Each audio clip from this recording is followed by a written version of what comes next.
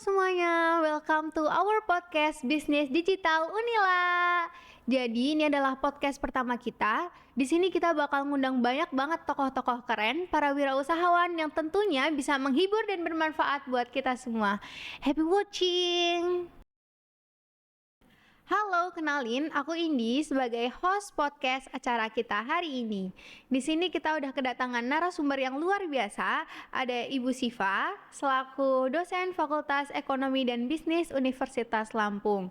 Beliau juga merupakan wirausahawan yang salah satunya berjalan di bidang makanan, yaitu House of Tofu atau industri tahu. Halo Bu Siva. Hai Indi. Halo Ibu. Oke Bu, jadi di sini kita tuh mau sharing-sharing gimana sih cara ngejalanin bisnis Bu. Makasih ya Ibu udah ngeluangin waktunya buat di sini. Ya, sama-sama Indi. Oke, jadi mungkin kita langsung ke pertanyaan aja ya Bu. Pertanyaan yang pertama itu mula-mula dari gimana sih Bu pengalaman Ibu selama ngejalanin bisnis ini, House of Tofu atau tahu bulat ya Bu? Iya. Oke, jadi awal mula Ibu menjalani bisnis ini gitu ya. Jadi waktu Ibu masih jadi mahasiswa gitu ya. Jadi Ibu juga dulu mahasiswa FIB Unila juga sama.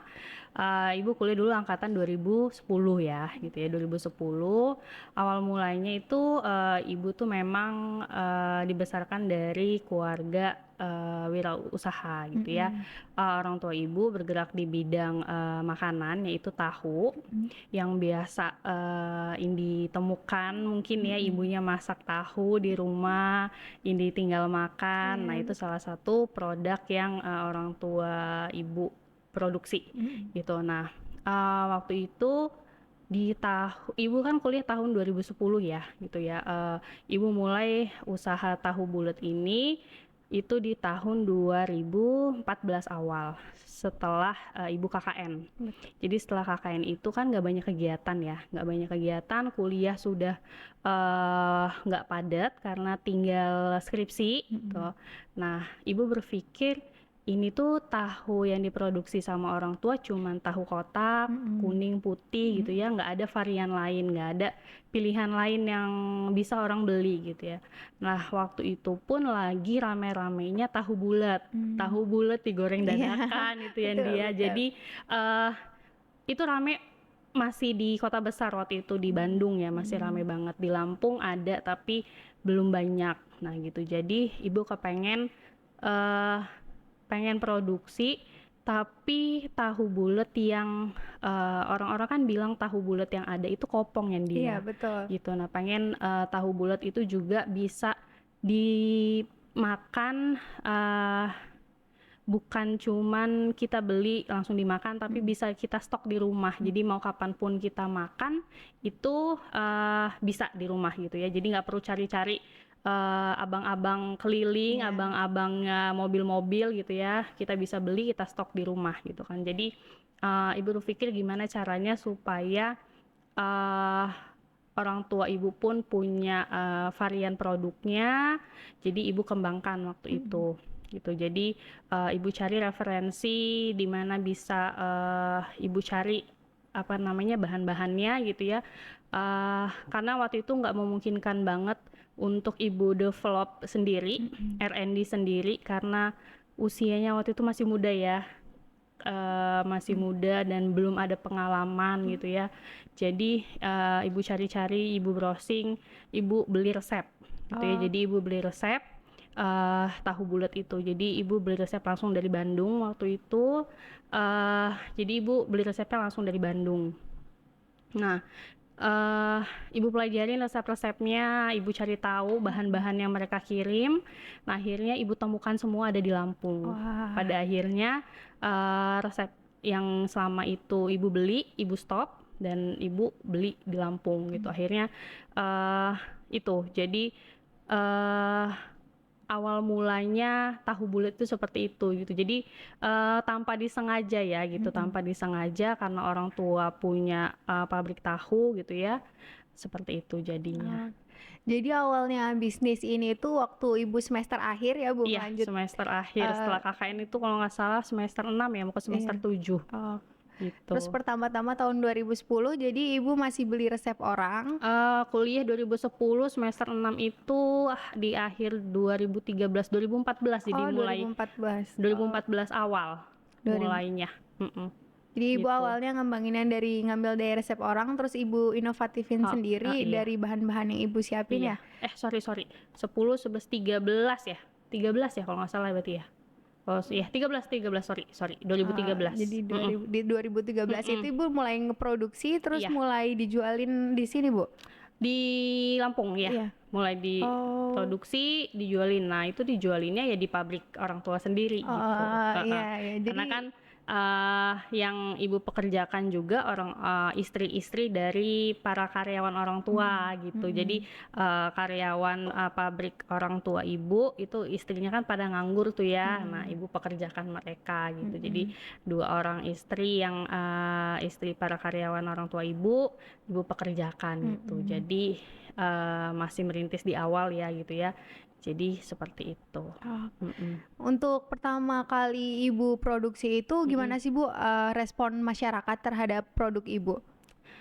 Alhamdulillah antusiasnya sangat baik ya, karena saat produk tahu bulat ini dibuat itu lagi happeningnya tahu bulat keliling digoreng dadakan.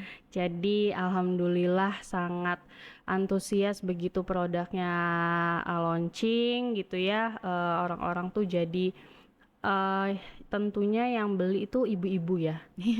Ya ibu-ibu, karena produk ibu ini berdampingan dengan tahu kotak gitu ya. Jadi tahu kotak itu dimana yang mengkonsumsi adalah keluarga, semua orang, dan yang membeli adalah ibu-ibu. Jadi ketika produk ini ada, kalau ibu-ibu itu yang dipikirin tuh nggak cuma dirinya sendiri ya, gitu. Jadi yang dipikirin itu anaknya sama suaminya gitu. Jadi tentunya yang dibeli itu bukan cuma satu.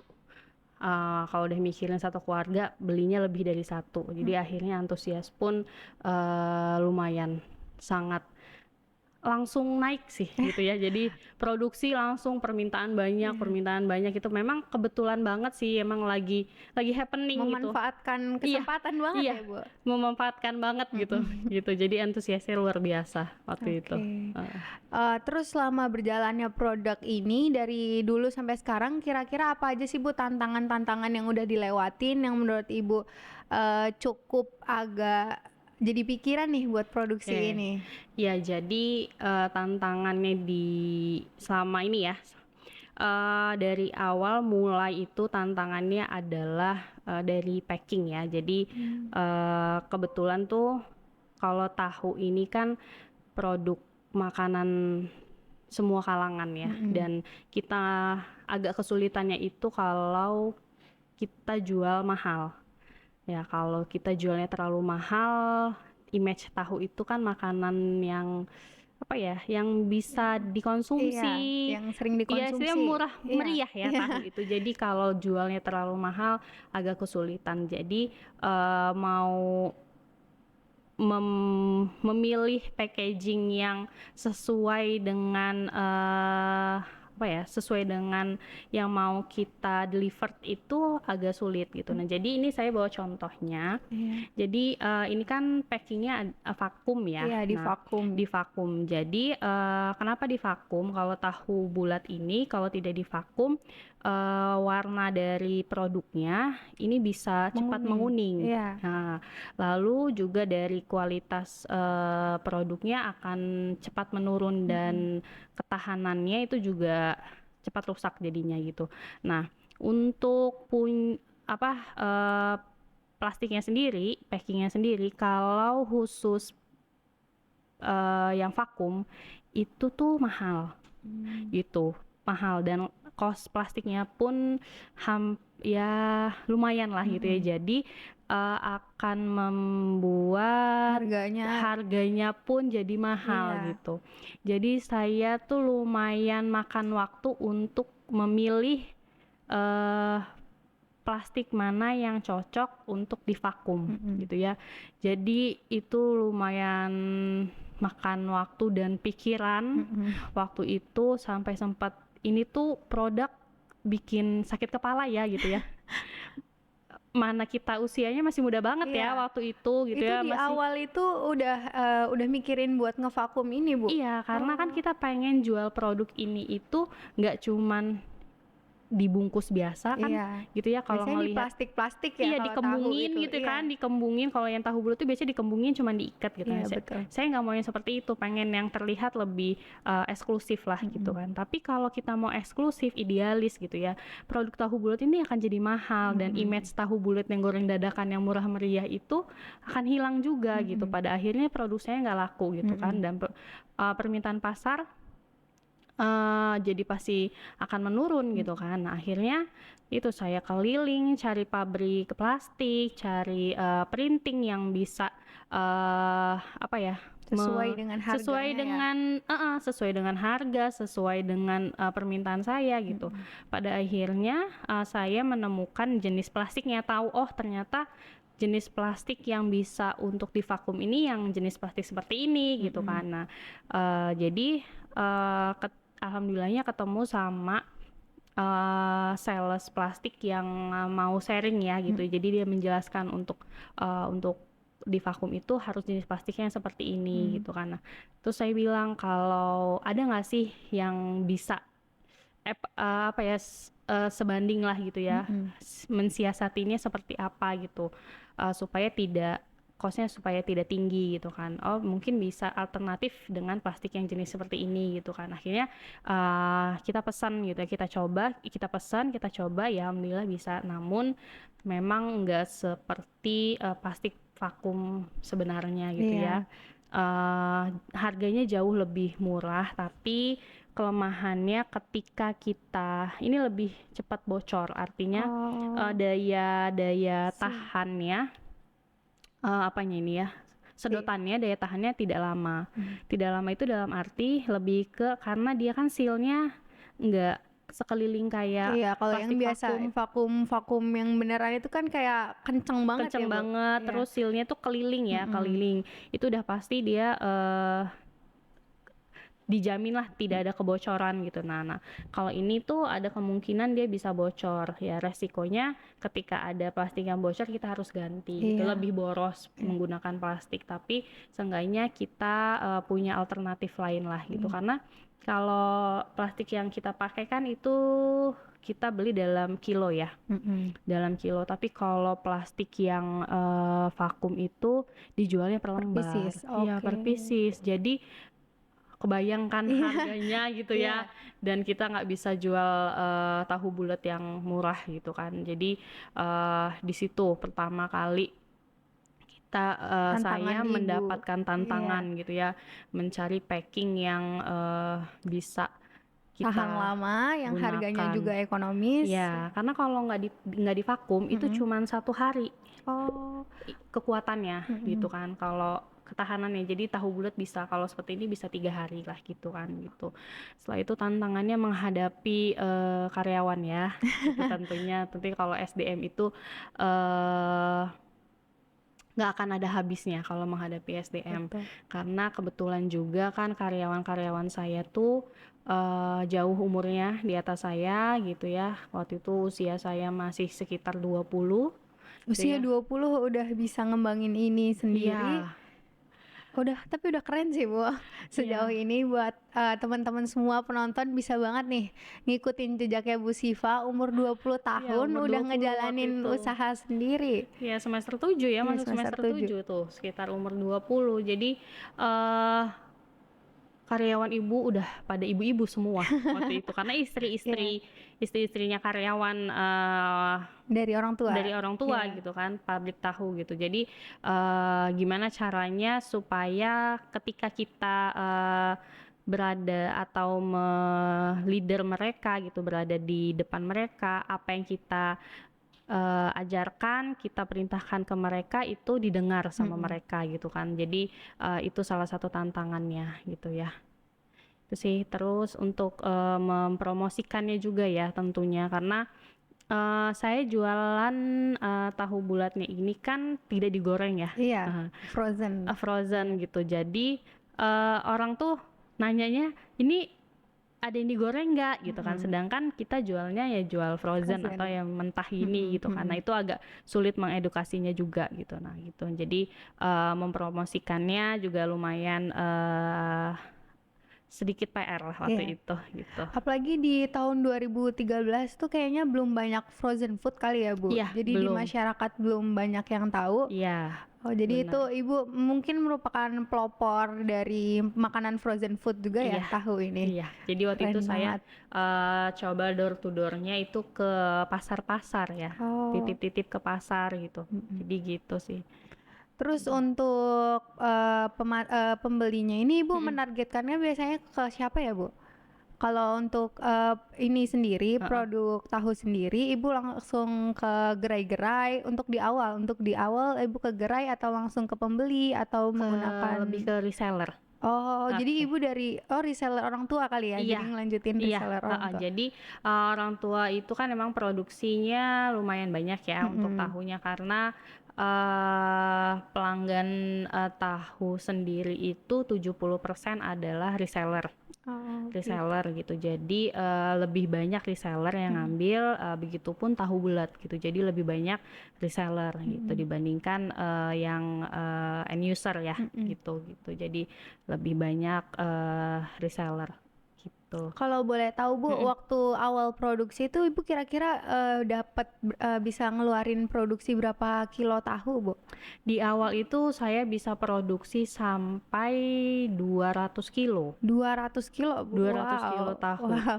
Terus selama 200 kilo itu emang di perusahaan orang tua itu udah biasa ngeproduksi sebanyak itu atau ini yang menjadi paling booming waktu itu?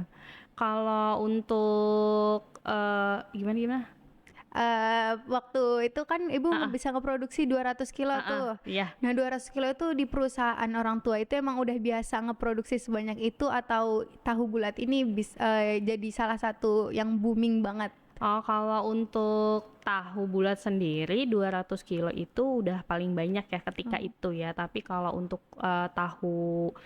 pabrik tahu yang memproduksi tahu kotak, yang Mm-mm. usaha orang tua Mm-mm. itu 200 kilo termasuk sedikit ya. Kalau orang tua itu Oh. memproduksi sehari itu 1 ton atau Wow. 1 ton kedelai Wow. gitu. 1 ton kedelai tahu itu biasa untuk produksi tahu kotak Iya, biasa. tahu kotak biasa aja. Oh. Yang tahu kotak itu tuh yang orang tua ya. Mm-mm. Yang orang tua itu 1 ton kacang kedelai gitu Mm-mm. ya. Kalau saya cuma 200 kilo ya apa artinya? 200 kilo untuk anak usia 20 tahun juga udah keren banget guys. Ya kayaknya belajar dari situ sih ya. Belajar dari melihat bagaimana kerja kerasnya orang tua gitu Iya. ya. Begitu ngeliat orang tua, lalu usaha orang tua jalan Mm-mm. sukses gitu, pengen juga ya. Iya. Pengen juga. Jadi begitu kuliah, pengennya selesai kuliah itu usahanya udah jalan. Iya. Makanya kenapa ketika udah selesai KKN ngelihat apa namanya mau ngisi KRS ternyata nggak banyak mata kuliah lagi, Mm-mm. banyak nganggurnya gitu ya, ngapain gitu kan. Memanfaatkan waktu itu Iya, ya. manfaatkan waktu itu supaya Oke. ketika sudah wisuda nggak repot cari kerja Iya, lagi gitu, langsung betul. punya kegiatan gitu Kegiatan. artinya gitu. Jadi ya udah memanfaatkan juga ini ada peluang gitu ya, Mm-mm. cari diferensiasi produk, buat produk, pilihan produk gitu, mumpung eh, ada supportnya lah gitu Mm-mm. ya, kita disupport juga sama Mm-mm. orang tua gitu ya. Jadi kita harus bisa memanfaatkan peluang itu sebenarnya. Oke. Terus Bu, selama produksi tahu ini Mm-mm. kan tentu Ibu punya keunggulan ya dibandingkan merek-merek Mm-mm. lain, dibandingkan tahu kotak. Mungkin sama-sama tahu nih, Iya, beda bentuk. Mungkin banyak kan orang yang bilang kayak iya. gitu. Kalau menurut Ibu sendiri sebagai produsen apa sih Bu keunggulan ini, tahu ini? Oke, jadi keunggulan tahu bulat ya, House of Tofu ini lebih ke kayak orang-orang tuh biasa makan tahu bulat itu kopong ya gitu ya. Jadi kalau tahu bulat House of Tofu itu berisi isinya Mm-mm. gitu. Dia mengembang, walaupun mengembangnya tidak sebesar tahu bulat, Tahu yang di mobil iya itu. mobil-mobil gitu ya, nggak sebesar itu, tapi kita punya isi gitu. Isinya Oke. itu isi tahu, tahunya itu ya Tahu punya isi isi kayak yang gitu. tahu kotak-kotak Iya gitu ya, Bu? benar gitu, jadi nggak kopong, nggak Iya. dimakan tuh nggak melenyes gitu Hilang ya. gitu. Biasanya kan kalau tahu Gitu. bulat yang di mobil dimakan hilang Iya, jadi tuh. kenyang kalau Iya. makan tahu, House Iya. of Tofu itu kenyang lah gitu, Heeh. berasa beneran makan tahu Oke. dalam bentuk bulat gitu. Mhm. Oh, Itu sih. gitu. Dan lebih gurih, lebih gurihnya itu gurih yang nikmat lah. Mhm. Nanti kamu cobain ya. Jadi kalau untuk anak kos ini cocok ya, Bu, daripada Cocok. beli tahu bulat yang ada di mobil-mobil dimakan habisnya banyak nggak kenyang-kenyang. Kalau Iya, ini cepet cepet kenyang. kenyang gitu. Oke. Jadi ada nggak sih, Bu, tips atau langkah awal yang dilakuin sama anak muda buat mulai bisnis mereka? Oke. Jadi tipsnya sih lebih ke gali dulu ya, gali dulu kamu tuh maunya apa gitu Mhm. ya, diri kamu tuh sebenarnya kepengen apa ke depannya. Kalau pengen bisnis ya carilah peluangnya, manfaatkan peluang, mainnya itu lebih main-main tuh boleh, Mhm. main ke sana main ke sini itu silakan boleh, itu bagus banget karena kita main ke sana ke sini itu membuka link, membuka jaringan gitu ya. Karena saya pun bisa jualan dan saya punya beberapa bisnis, alhamdulillahnya bisa jalan tuh karena relasi juga gitu ya. Nah, manfaatkanlah jaringan itu Mhm. sebaik mungkin, dan ketika kita yakini bahwa kita mau menjadi seorang wirausaha, kita ambil peluangnya, kita manfaatkan peluang itu, kita punya support, jangan sia-siakan support itu gitu ya. Jadi Oke. ya tadi saya dari keluarga wirausaha, Mhm. ketika uh, keluarga dari wirausaha, kita bisa lihat dulu usaha ini bisa dikembangkan gitu ya, Bikin inovasi baru kayak bikin Ibu yang inovasi baru ya. gitu. Ketika misalkan usaha keluarga kita tradisional memang gitu ya, dulu saya tuh malu loh sebenarnya Iya. waktu kecil ya, waktu SD gitu ya, SMP, kalau ditanya keluarganya atau ayahnya kerja apa, punya pabrik tahu gitu ya, itu dulu sempat malu karena apa sih gitu ya Iya. punya pabrik gitu ya. Sedangkan orang-orang tua teman-teman itu pegawai negeri, kerja kantoran gitu ya, usahanya yang punya toko gitu. Sedangkan orang tua saya itu kerjanya di pabrik buat tahu gitu ya. Terus makanannya kayak gitu lagi gitu Iya. ya. Sempet malu kalau misalkan ditanya gitu ya, jawabnya tuh malu gitu. Tapi setelah besar gitu ya, waktu Jadi pas tahu ya, kuliah Bu, gitu kalau ya, ternyata tahu itu bukan sembarang tahu, iya, terus begitu pabrik tahu. sadar bahwa apa yang saya nikmati, apa yang saya nikmati waktu saya kecil gitu ya, saya mau makan apa saya bisa beli, Mhm. orang tua saya bisa support, itu semuanya dari usaha tahu tahu itu gitu kan. Oh. Jadi oh ternyata usaha yang orang tua saya jalanin ini bukan usaha kecil-kecilan loh gitu ya. Terus berkaca dari teman-teman yang keluarganya juga dari pegawai negeri misalkan gitu ya. Oh, ternyata saya bisa sama loh, walaupun keluarga saya atau orang tua saya punya pabrik tahu gitu ya. Orang tua saya bisa mensupport sama dengan teman Orang tua yang saya, lain. orang tua Iya. yang lain gitu ya gitu. Oh, berarti orang tua saya bisa nih gitu. Jadi usaha yang orang tua saya punya itu bukan main-main loh ini gitu ya.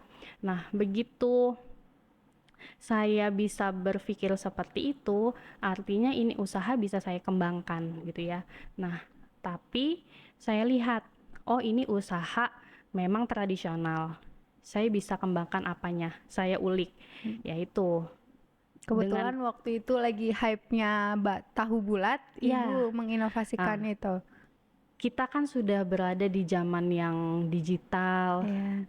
keterbukaan informasi ya gitu ya, kita bisa lihat dunia, kita bisa browsing, artinya kita bisa cari varian-varian dari tahu ini apa aja. Nah, kita bisa kembangkan di situ. Nah, bisa diimplementasikan dengan produk-produk lain lah.